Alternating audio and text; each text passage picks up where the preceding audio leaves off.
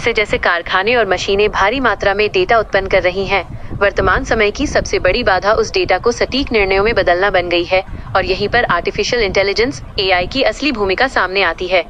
यदि किसी कार में गियरबॉक्स खराब होता है तो उसे बदल दिया जाता है, लेकिन उस विफलता की जानकारी वापस निर्माता या उस स्टील कंपनी तक नहीं पहुंच पाती जिसने कच्चा माल आपूर्ति किया था। घटकों और प्रक्रियाओं के हजारों स्तरों पर फैली ये विसंगति आज के विनिर्माण क्षेत्र की सबसे बड़ी परिभाषा के करीब है, जहां हार्डवेयर उसके चारों ओर मौजूद डेटा की तुलना में बहुत तेजी से स्वचालित हो रहा है। इंडस्ट्री AI के संस्थापक और GE इंडिया के पूर्व प्रमुख तेजप्रीत चोपड़ा ने एक ऐसे फाउंडेशनल मॉडल के निर्माण पर जोर दिया है जो मशीनों के लिए ChatGPT या क्लॉड की तरह काम करेगा। उनका मानना है कि ऑटोमेशन का मतलब प्रक्रिया में एक निश्चित व्यावसायिक तर्क जोड़ना है।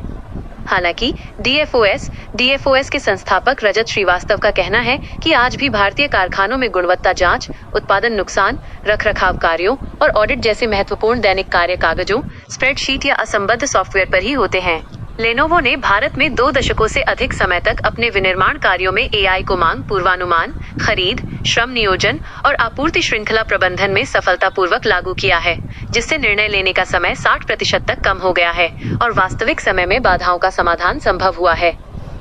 उनो मिंडा की मुख्य विनिर्माण अधिकारी अदिति शर्मा बताती हैं कि आधुनिक विजुअल इंस्पेक्शन मशीनें और एम्बेडेड इंटेलिजेंस अब जटिल घटकों की सूक्ष्म जांच करने और गड़बड़ी मिलने पर या तो खुद सुधार करने या मशीन को रोकने में सक्षम हैं।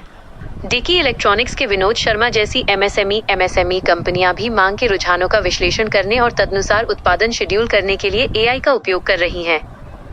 सहस्रा ग्रुप के जॉर्ज पॉल का मानना है कि बड़ी कंपनियां क्लाउड कंप्यूटिंग और हार्डवेयर का खर्च उठा सकती हैं, लेकिन MSME के लिए बजट की कमी एक बड़ी बाधा है। अंततः भविष्य एक ऐसे बुद्धिमान उत्पादन नेटवर्क का है जहां आपूर्तिकर्ता की गुणवत्ता, मशीन का व्यवहार और उत्पादन समस्याएं एक दूसरे से जुड़ी होंगी, जिससे भविष्य में किसी भी विफलता का डेटा सीधे पीछे जाकर उस प्रक्रिया को सुधारेगा जिससे वो अगला उत्पाद बनता है।